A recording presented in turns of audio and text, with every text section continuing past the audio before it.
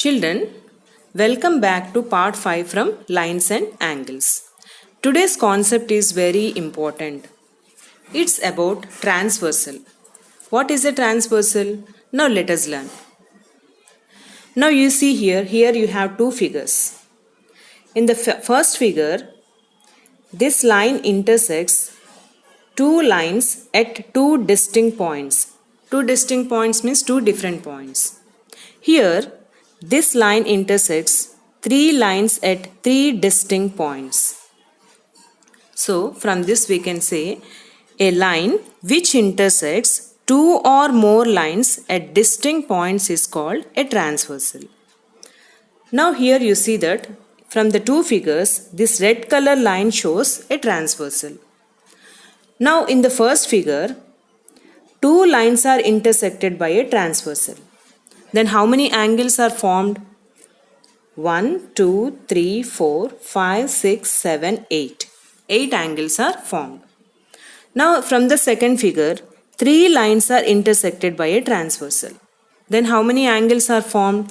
1, 2, 3, 4, 5, 6, 7, 8, 9, 10, 11, 12. 12 angles are formed.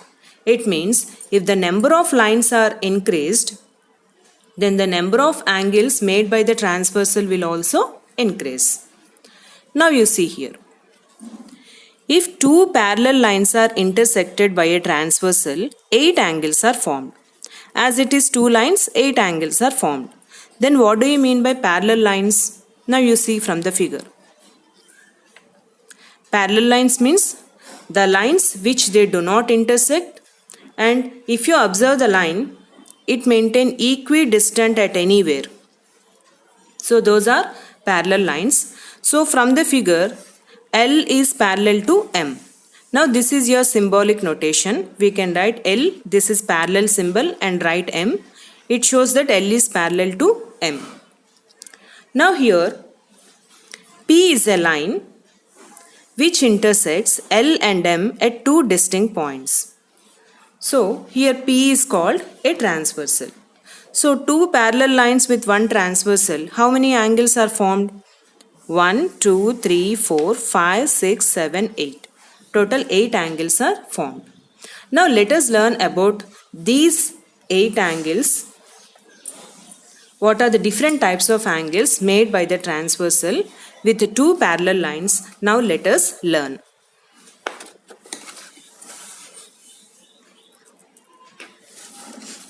Now you see angles made by a transversal. Now here again the same figure, children. L and M are parallel lines. So L is parallel to M. And here P is a line which intersects L and M at two distinct points. So P is called a transversal. So two parallel lines with one transversal, 8 angles are formed. Now let us learn what are the different types of angles formed by this transversal. Now you see the first two figures. Interior angles. What do you mean by interior angles? The angles which are lying inside. So what are the inside angles? Angle 3, angle 4, angle 5, angle 6. So here I marked with the same color, you see, children. Then total how many interior angles we have? 4 interior angles. Those are angle 3, angle 4, angle 5, angle 6. Now come to the exterior angles. Exterior angles means angles which are lying outside. So what are the outside angles? Angle 1, angle 2, angle 7, angle 8. I marked it here separately. Angle 1, angle 2, angle 7, angle 8. These are the 4 exterior angles. Now any doubt in this? Remember, interior means which lie inside. Exterior means which are lying outside. Now let us move to the another one. Alternate interior angles. Alternate interior angles means we have 4 interior angles. From these 4 interior angles, the angles which are lying either side of the transversal. Either side means one is left side and one is right side. But it should not be adjacent. It should not lie near. Then how many pairs of alternate interior angles we have? See here. same color. Angle 4 and angle 6, this is one pair. Angle 3 and angle 5, this is your second pair.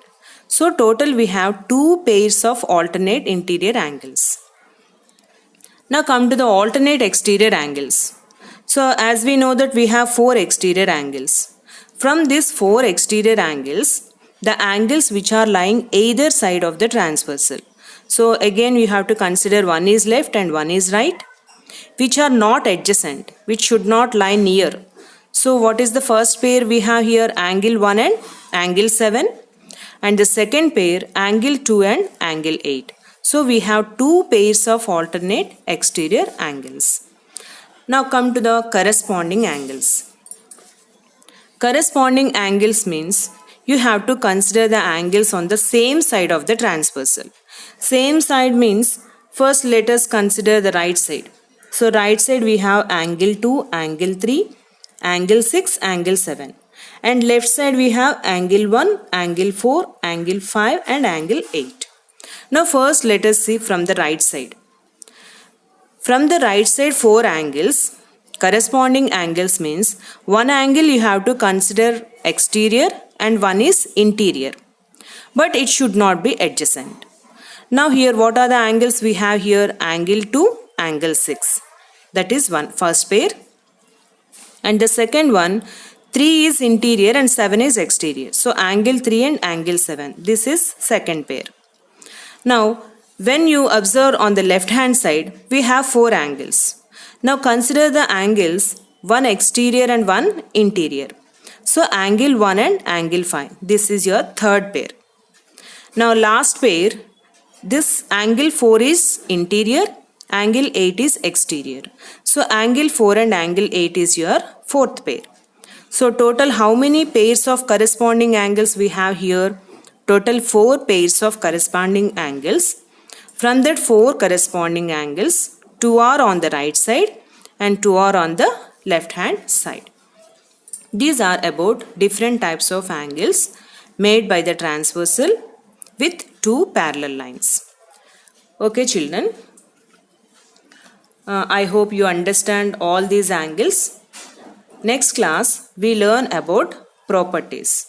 Now all these you observe carefully and learn thoroughly and complete given homework. Thank you.